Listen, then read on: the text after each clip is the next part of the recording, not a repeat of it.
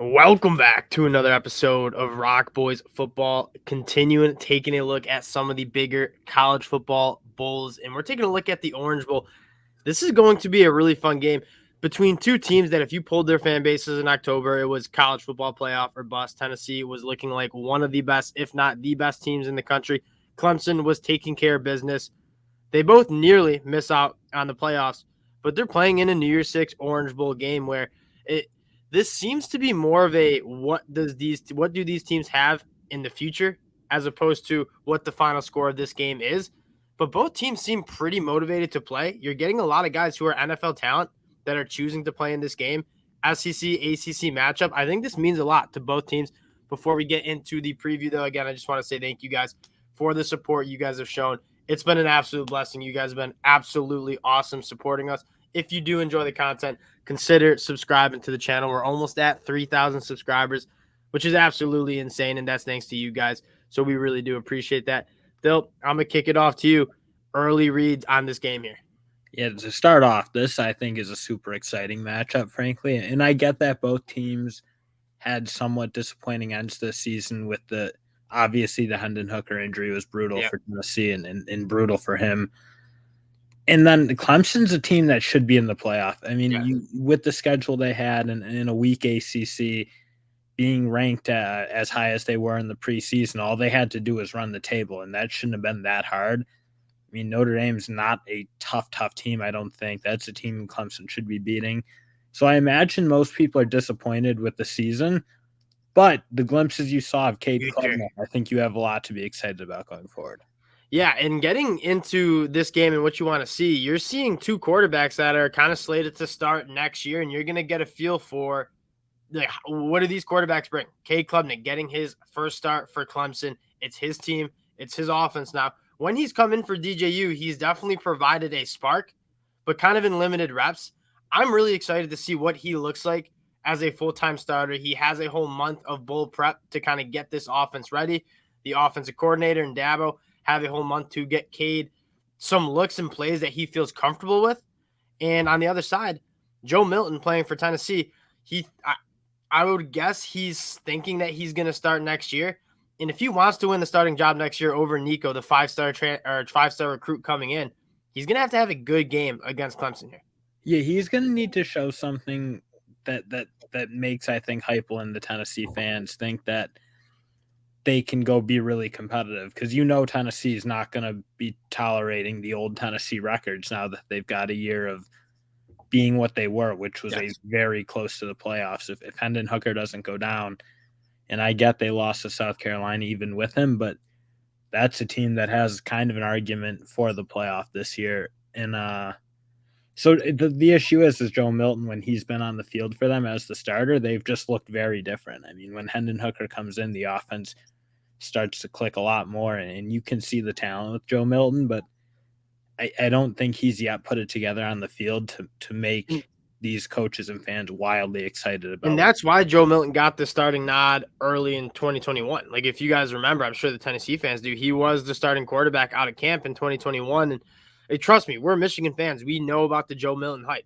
We remember him coming in as a recruit, this guy that is a big athlete with a rocket arm. And there's a lot to be excited about. But when he has stepped on the field, it's been a lot of inconsistencies. It's been a lot of missed throws. It's been a lot of lack of progression and seeing the game really quickly for him. The game really hasn't slowed down. And if he wants to start in his last year of eligibility in Knoxville next year, he's going to have a good game against the Clemson defense that is very good. And I think they'll be very good on the 30th, even with a lot of opt-outs. I mean, Miles Murphy opted out. Trenton Simpson opted out. But other than that, there's a lot of guys who are slated to play. Brian Brazee, a guy who's probably going to be a top 10 pick next year, he's slated to play. KJ Henry, I absolutely love. This is going to be a really good test for Joe Milton, who's losing or doesn't have his top two targets in Cedric Tillman and Jalen Hyatt. So you're going to really get to see Joe Milton and Brew McCoy, kind of the future of what 2023 Tennessee's offense is going to look like. I mean, how do they stack up against one of the best defenses in the country? Yeah, and that to me, given where the two teams are, I mean, on that side of the ball, Tennessee offense versus Clemson defense, I think at the end of the day, Tennessee's lost so much more in terms of their important players. I mean, Hendon Hooker, what he did for that program, I'm sure Tennessee fans will be forever thankful because Oh yeah. when he came in for Joe Milton, like the team kind of changed. I mean, he takes them to 10-2 this year, a win over Alabama, pretty much run. I mean, wins over LSU and big wins in some cases. So I just don't see how this Tennessee team can really rebound from what they've lost compared to a Clemson team that, at least on the defensive end of the ball, they've pretty much been able to roll talent through that pretty consistently. Even right now, they still have a ton of talent. KJ Henry, Brian Brazee, that secondary, I think, is really coming on. And I Yeah. know they went through some growing pains, but that's some big, long, athletic guys in that back end who I think are going to be really great players in the future. So I just kind of see this matchup as Clemson being far more ready to play a bowl game right now at the moment. And they seem like they want to play. Like, again, we kind of noted a lot of these guys are going to be NFL draft picks if they want to leave, and they're choosing to play in this game. I think they I mean, want you to play. say what you want about Dabo, but he gets guys ready to go. Like, they play for him. If there's a game where motivation's a factor, like I want Yeah. to be on Dabo's side because whoever's going to be out there is going to be playing hard. And when you look at the transfers from both sides, Tennessee has way more impactful dudes that aren't playing. Like Jalen Hyatt, Cedric Tillman, two of the best wide receivers in the country not playing. Obviously, Hendon Hooker, arguably the most impactful player in college football this year. Like when he's on that Tennessee offense, it's different. You look at the other side of the ball, Jeremy Banks, I think a really good linebacker. He's not going to be playing.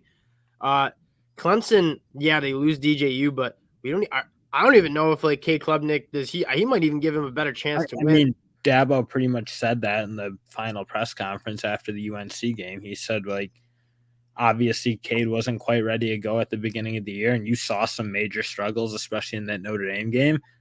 But once Cade Klubnik kind of figures it out and puts it together, it does seem like Dabo believes in him and in him in the moving forward, especially even as DJU moves on to Oregon State, where I imagine he's going to play really well. But Cade Klubnik's just a good player, and you're gonna see I'm excited to see what K Klubnik, Will Shipley, Antonio Williams, a guy that I am super excited for 2023.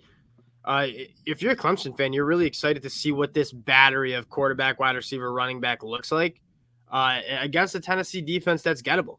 This Tennessee defense has been solid. I think they're much improved, but I also think you can score a lot of points against them this year, especially with how fast they're going to run on offense. K Klubnik's going to get a chance to run up the points and get some confidence still. I want to get into the pick. Clemson sitting at -4.5, 4.5 point favorites, the over-under at 63.5. What are your early feels here, pick-wise? I don't get how this isn't like 10-14. Like, I just given where Tennessee's at, and again, I don't mean to harp on it, but I feel like people just don't underrate Hendon Hooker so egregiously, and they act like, oh, it's all Tennessee's scheme, and that does help. The Josh Heupel offense is a well-run offense for sure, but Hendon Hooker, to me, would have been the third best quarterback in the draft, and Yes. that's who I would have taken him first round. No, I question. still might take him like over guys like Yeah, if you look. even with the ACL, he might be the third best, but like losing him, it's just this offense can't run like they want to. Jalen Hyatt, Cedric Tillman, both out too. It's just I don't get how they're totally going to score a ton of points because they're losing so much of what made them great. And again, Josh Heupel, very good offensive coach, but you still need your guys to go out and play. And I just think they've lost too much. I'll tell you what I think the biggest story is. I'm not a Joe Milton guy. Like, trust me, I was a Joe Milton guy when he was at Michigan, and I was like kind of optimistic about how he'd fit in at Tennessee. But what you've seen from him at Michigan and Tennessee, he hasn't really put it together like any complete games against real opponents. You're going to see a Clemson team that's going to put some pressure on you. They're going to be in your face. Joe Milton, I just don't think is that dude. And Tennessee fans, you'll be happy if he plays well and provide depth to that quarterback room. But if I had to guess in 2023, Nico's going to be your starting quarterback. I don't think it'll be Joe Milton. Joe Milton's not the future. He's got one more year of eligibility left. Give me Clemson to cover the 4.5 points.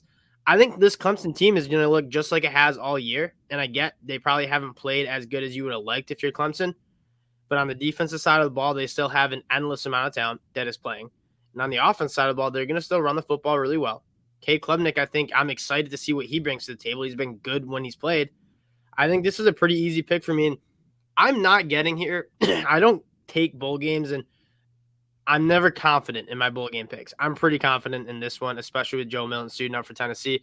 I think Clemson is going to be ready to play. They're going to be excited to see what the future holds for Kay Klubnik and that young offense. Give me Clemson in the points here. Yeah, no, I'm totally on board with that. I don't get how it's not 14-ish points. That's what I would have thought, just given where everything that's happened to Tennessee in the last, let's say, 2-3 weeks of the season. The Hendon Hooker injury, it just kind of took the life out of that team because I thought he was so important to them.